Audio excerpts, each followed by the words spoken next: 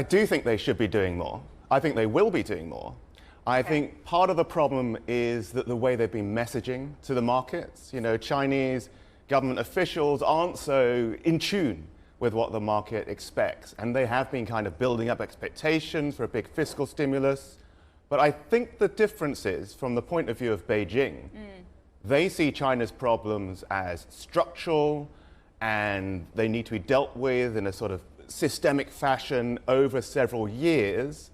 Plus, you also have Trump coming in next year, whereas the markets are kind of hoping for a much faster, bigger reaction, which isn't happening. Will they actually get that? Because you just said that you expect Chinese authorities to do more. Why waiting then? Why not announcing further stimulus now? Well, so the kind of policies that China is likely to put together are going to be somewhat complicated.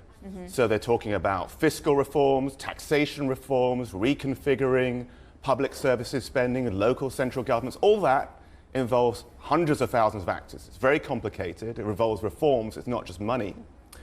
And there's also other planks which are being put together. So the real estate sector, long-suffering real estate sector, what Beijing's been doing is gradually throwing a bit more support to see what happens.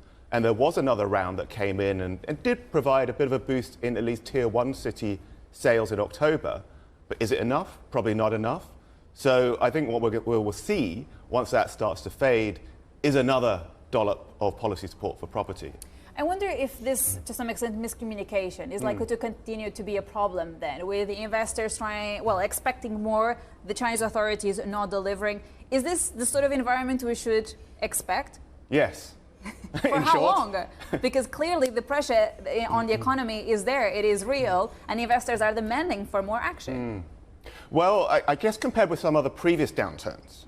So if you go back to the global financial crisis, the pressure was very severe and short-term and urgent, and then the government leapt into action and did something which I think investors were hoping this time round. This time round is different because the pressure on the Chinese economy has just been prolonged, since COVID, continuing in the reopening. And because of that, because it's not a sharp, urgent crisis, the Chinese government has been taking a sort of series of steps. And frankly, it doesn't have a plan.